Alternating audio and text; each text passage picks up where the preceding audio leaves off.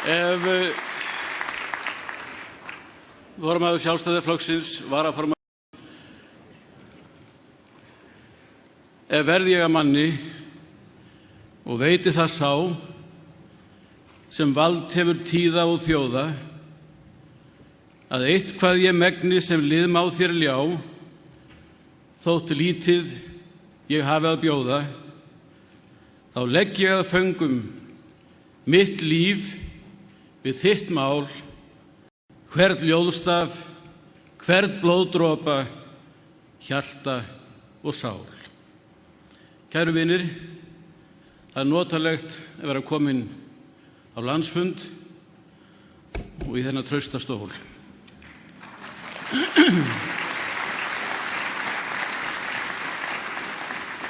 Og það sérstaklega notalegt að hitta svo marga gamla góða vini og félaga og sjá líka nýtt blóð, fullt af eldmóði, góðum vonum og hreinu hjarta eins og ég var að fjalla hér áðan.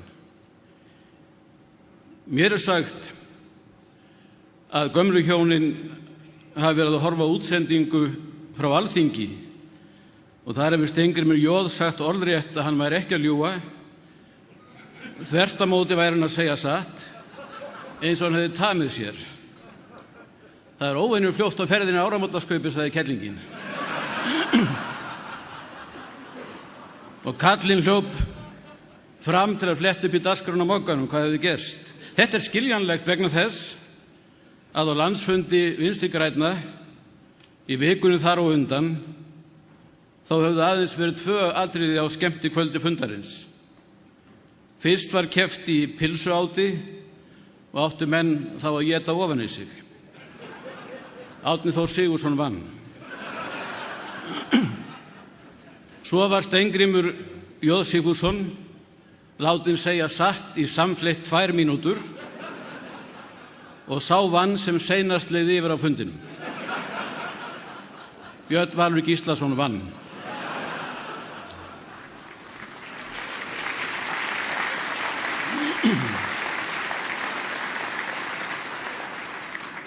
En góður trúar, það mikið alvörumál að í forsvari fyrir landið okkar á snúnum tímum skuli fara fólk sem landsmenn hafa lítið og sífellt minnkandi traust á og traust til. Við urðum fyrir áfalli eins og fleiri, en skellurinn var tilfinnilegri hér en sumstaðar annars staðar, meðal annars vegna þess að bankakerfið okkar á stóra banka sem voru samofnir í kringum sama fólkið sem hafði leitt þá út í sín prívat fen og étið úr þeim innviðina í leiðinni. Frá árinu 2008 hafa 200 bankar farið á höfuðið í Bandaríkjunum, sumir stórir. Aðrir hafa lifað af, líka sumir stórir, ekki af eigin styrk, heldur fyrir almennings og takmarkalausrar peningaprentunar í landinu. Þrennt réði því að Ísland ekki í sömu vandræðum og til dæmis evrulöndin. Íslendingar höfðu búið í haginn fyrir sig og greitt niður opinberar skuldir í stórum stíl á árunum eftir 1995.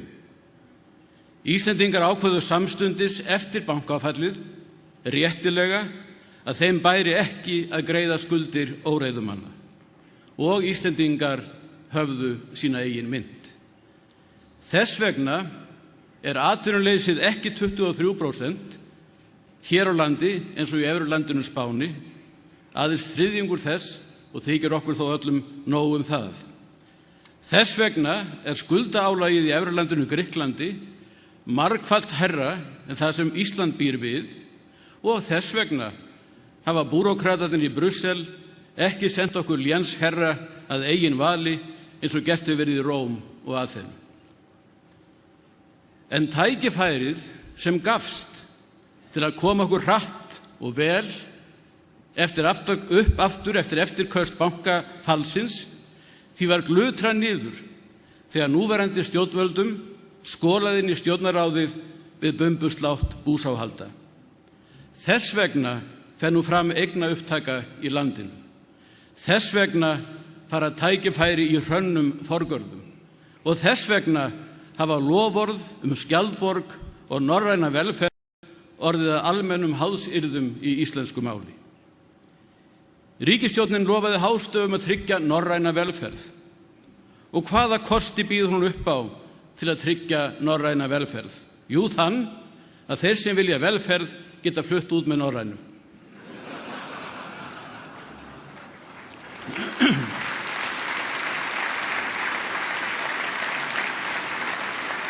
Það er þeirra norræna velferð. Það er verkefni sérhverrar ríkisstjórnar að leiða þjóðina og skapa henni tækifæri. Leiða þjóðina og skapa henni tækifæri. Leiða og skapa, en ekki bara skapa leiða.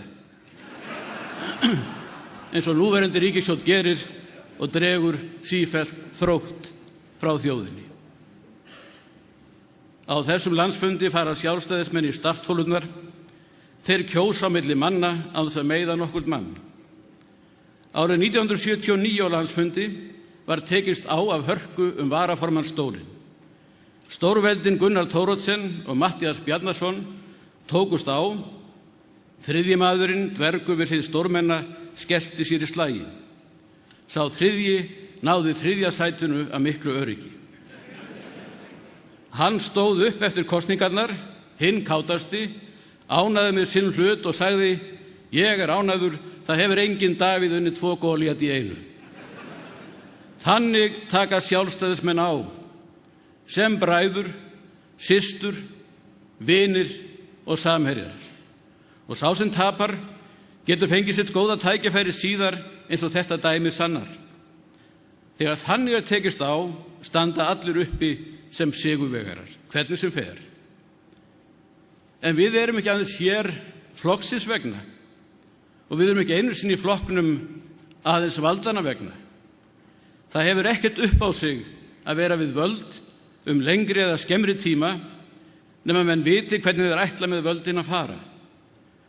Völdin þeirra sjálfra vegna eru einskis virði. Íslendingar eiga inni að fá að ná sér á strik. Það gerir það enginn fyrir þá, en þeir verða að fá að gera það sjálfur. Það má ekki varna þeim vegar og leggja sífellt stærri steina í þeirra götu. Það verður hins vegar að varpa af þeim hverjum klafa sem á þá hefur verið hlaðið að óþörfu. Ríkisvaldið á að veita allt það svigrúm sem það má, svo fljótt sem það má. Það á að vera eins og vindurinn sem blæs í seglin, ekki eins og ankerinn sem nást ekki upp og skorða skútuna fasta.